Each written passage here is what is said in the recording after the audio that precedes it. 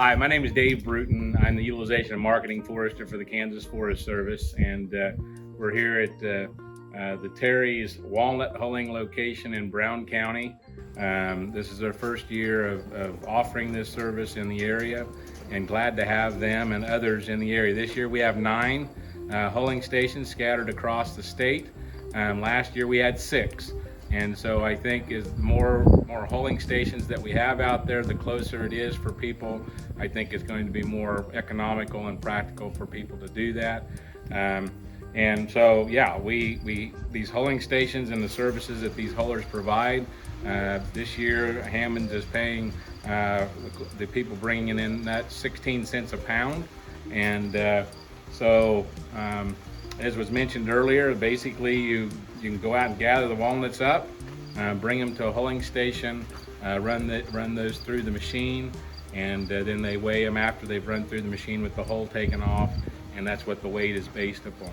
So I'm Luke Terry, and we're at our hulling station here in Robinson, Kansas, and this is our first year operating a hulling station.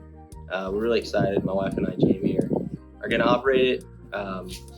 We're excited. We're hoping that everything runs smoothly, that we can kind of get our feet set and hopefully build up a community of folks that like to bring black walnut into us.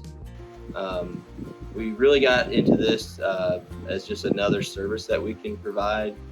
We're in the forestry and wildlife habitat and conservation services already, and so being able to use another forestry product was appealing to us. Last year I'd seen you guys, the Kansas Forest Service, promote black walnut hulling, and I thought, wow, that was really interesting. So I started doing some online research, and then my wife and I, Jaime, went and toured the plant, Hammons walnut plant, over the summer, and got to know more about the process, what the product's used for, and then we jumped all in, and here we go. We're gonna start out being open Tuesday, Wednesday, and Thursday from 9 to noon, and then by appointment. And so we may have some weekends, we may have some evenings here and there, but we operate this facility out of our house north of Robinson. And so when you get here, you'll see signs kind of directing you to where the yellow beast is, and and then you'll back up and we'll start unloading the walnuts here in the hopper and starting the engine, and then so the walnuts will go up into the machine. There's some chains inside and that help take the hole off. So these chains beat really fast, and so the holes will drop on a conveyor belt, and then they will go out another conveyor belt to that barrel. And then the shelled walnuts will come out this end of the machine. And so there's 2 bags. Bag that you can place here, and directional lever, and then once the bag's full, we tie it, and then we put it on a scale and weigh it. So, like I referenced before, we have 9 hulling stations in the state this year. You can go to the Kansas Forest Service website, and on there there's a link to the hulling locations. You can click on that to kind of figure out where those locations are, whether they're close to you.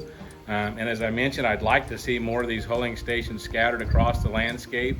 Ideally, we'd like to have a hulling station about every 30 miles or so. Would be the ideal situation because of the economics of hauling the nuts and transportation for people to bring the nuts in. And so there's opportunities, I think, lots more opportunities for people in Kansas to establish a hulling location and do the same thing that the Terrys are doing here.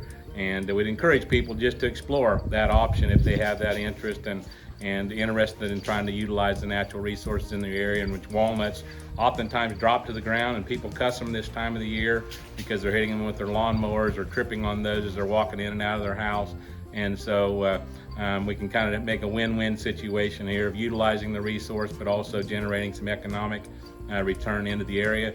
It's a great opportunity for kids and clubs and just really anybody looking to make a little bit of extra money this time of the year, and to raise funds possibly for clubs. That would be one opportunity.